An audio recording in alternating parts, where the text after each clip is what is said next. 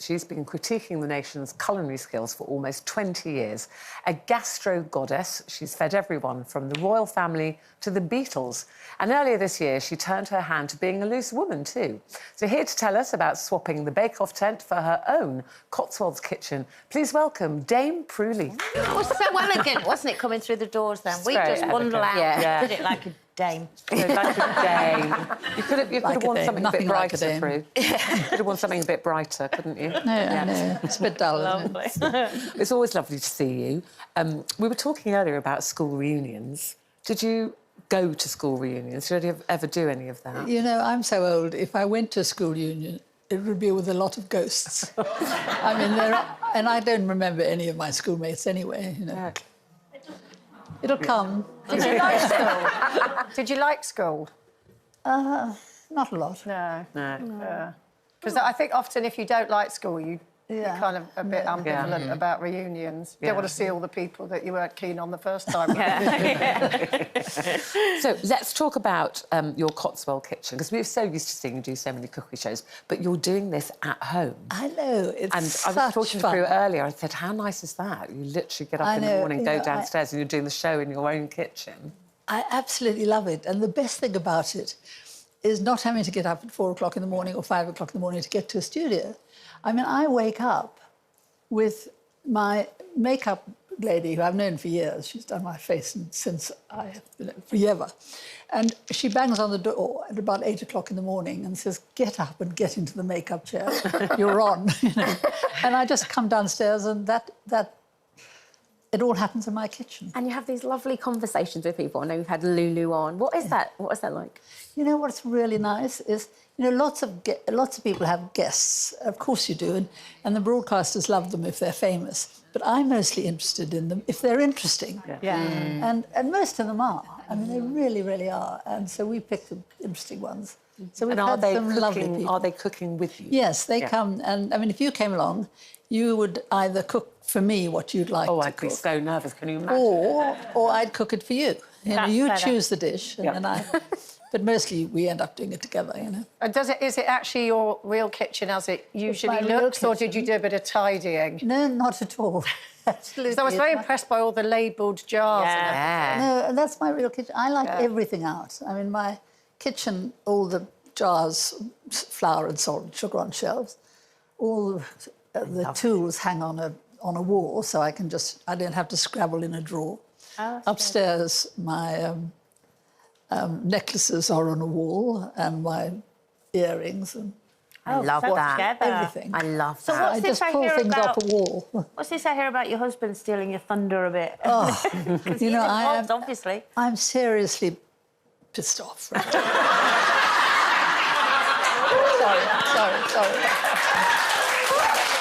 She's a Dave.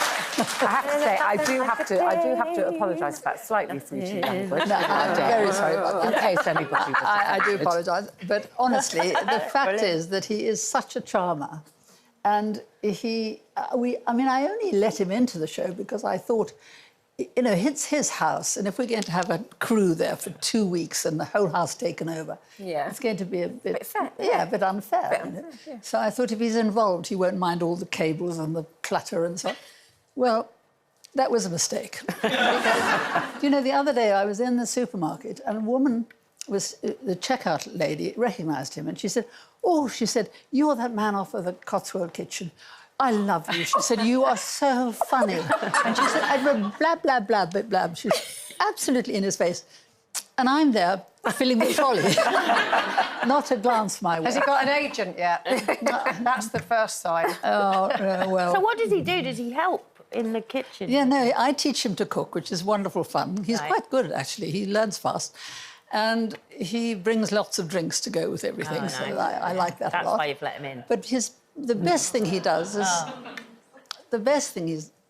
is he goes off to find food heroes, because I'm very keen to sort of champion people who make, you know, little businesses who make wonderful jams or or very good butcher. Or he went to see a man who has free-range eggs, and I thought, you know, I'm always a bit suspicious of free-range eggs because if they're the little local village, I used to get them from the son of our farmer, And half of them were bad because he'd find them under a bush somewhere and they'd been there for 6 weeks before he put them in the box. Well, these free-range, he has, I think, 8,000 of hens, but they all have huge woods. They're 3 great woods and then big barns. And these hens spend all day outside in the wood. And then when they want to lay their eggs, they go back into the barn and they go back onto their perch and they lay their eggs. And then it's all automated. And, How civilised. It's a magic. I mean, hens are really clever. Yeah. So is your new... Sorry, Kate, go on. I was just going to say, can I ask you about Masked Singer? You just throw yourself into everything. I think it's brilliant. Well, what was it like? Well, I'm so old that I don't really care if I make an idiot of myself. I mean, you know, what's to lose, you know? Yeah. It's too late. So I have never been able to sing. I couldn't... not only could I not sing in tune, which I still can't, but I couldn't make a noise if I was in any kind of company. Just nothing would happen and my throat would close up and it would hurt. So when Masked Singer came along, they said, would you be on it? I said, look, I can't sing. And they said, we've never had a failure. We can teach you. Don't worry. And I thought, this is my opportunity. I'm actually going to learn to sing. And I've always wanted to be able to sing. I'm always jealous of people singing. And so, anyhow, it turned out very rapidly that their budget was nothing like as big as it needed to be to get me to sing. So I had to hire a coach. And I worked very hard on it for 6 months. I had 2 lessons a day, and 2 lessons a week. And in the end, I did get to belt it out. I mean, I don't say it was great. Good. In fact, I know it wasn't. But, you know, at least I can now sing, you know, Good King Wenceslas standing next to my family. You are game, though. You're so good. game. Because last time I saw Prue, we were doing this Vin and Naomi fashion show together, and she'd just got off a plane from Australia, having celebrated your 85th birthday, bit jet-lagged. And look, look how fabulous you look, coming down the catwalk there. There's you look my fantastic. rubber gloves, which I've never worn before or since.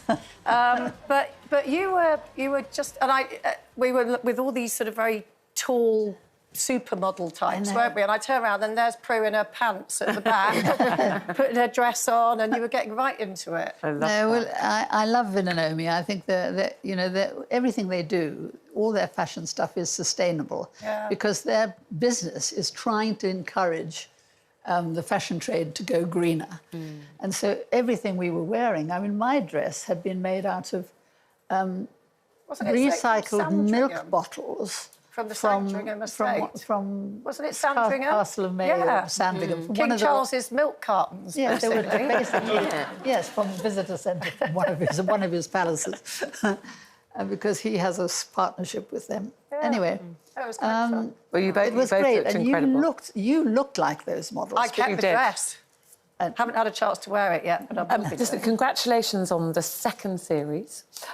It's on Saturday mornings, 11:45 on ITV, and you can see it on ITVX, Prue Leith's Cotswold Kitchen. Give our love to John, but I agree, tell him, you know, don't try and take over because it's Prue's show, John. Prue's show. Thank you very much, Prue Leith.